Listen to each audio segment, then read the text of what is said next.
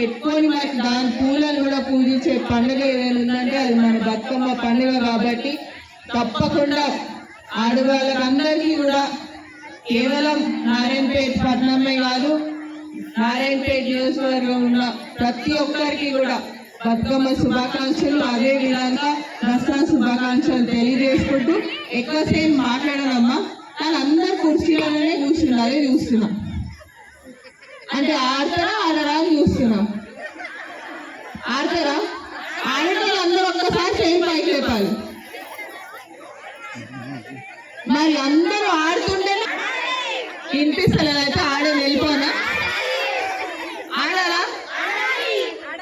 మా వాళ్ళందరూ అన్నారు అమ్మ మొదటిసారి నారాయణపేట నియోజకవర్గంలో ఒక మహిళా ఎమ్మెల్యే ఉంది, మహిళా ఎమ్మెల్యే ఆడకపోతే ఎట్లా అన్నారు. కానీ ఇక్కడైతే మహిళలందరికీ ఉత్సాహంగా అనిపిస్తలేదు. ప్రతి పండుగ కూడా ఇలానే సంతోషంగా జరుపుకోవాలని కోరుకుంటూ సెలవు తీసుకున్నాను. బతుకమ్మ పండుగలో మీ అందరితో పాల్గొన్నాము. ఈసారి కూడా ఇంత బ్రైట్నెస్, ఇంత ఫెస్టివిటీ, ఇంత అంటే ఏంటి చెప్పండి, ఇంత ఎంతూజియాజం చూసేసి చాలా హ్యాపీ ఫీల్ అవుతున్నాము.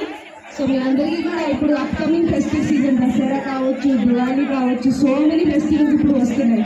సో మేము విషయం అందరికీ ఒక చాలా happy Dasara season. And definitely ఈరోజు రేపు ఇవన్నీ నారాయణపేట మున్సిపాలిటీ ద్వారా ఆర్గనైజ్ చేసిన దసరా ఫంక్షన్, తర్వాత బతుకమ్మ ఫంక్షన్, రేపు దాండియా ఫంక్షన్ కూడా ఉంటుంది. సో మీ అందరికీ చాలా చాలా శుభాకాంక్షలు. అసలైన తొలి వెలుగు. ఫాలో వాట్సాప్ @తొలి వెలుగు official.